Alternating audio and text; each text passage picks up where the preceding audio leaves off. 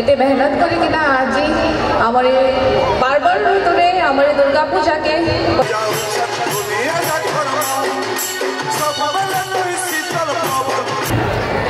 आज आमर पवित्र पार्वण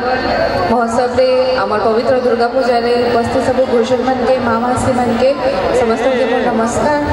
तथा ऑर्गेनाइजर कमिटी भाई मैंने समस्त के मोर नमस्कार बहुत बहुत धन्यवाद कहमी आमर ऑर्गेनाइजिंग कमिटी के भाई मन के एते मेहनत करिकिना आज आमर पार्वण ऋतुरे आमर दुर्गा पूजा के 50 वर्ष पूरण हैला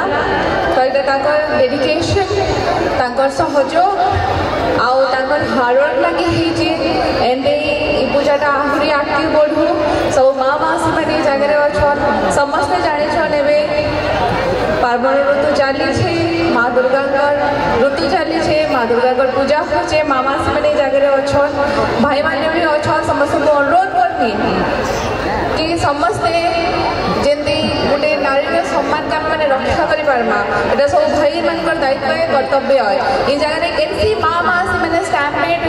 कि ई प्लीजिंग शिकार होना नाई जाबार कथा समस्त को आम मान दायित्व रहा कि आम मैंने के माँ भूल मान के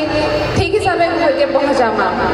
ऑर्गेनाइजिंग कमिटी भाई मान के बहुत बहुत धन्यवाद कहमी एत सुंदर हिसाब से जगह एत सुंदर पूजा आयोजन कर आज का 50 वर्ष पूरण होचे आहरी आगे 100 हेबा तापरे 150 हेबा एंते आगे गति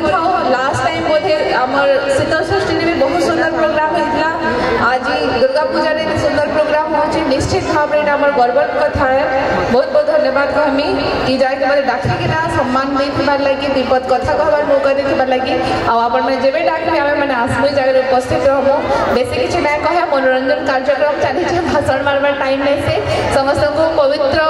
आमर दुर्गा पूजा पर बहुत बहुत शुभेच्छा अभिनंदन जने कि आमे मोर वक्तव्य रखनी बहुत बहुत धन्यवाद और नमस्कार समस्त को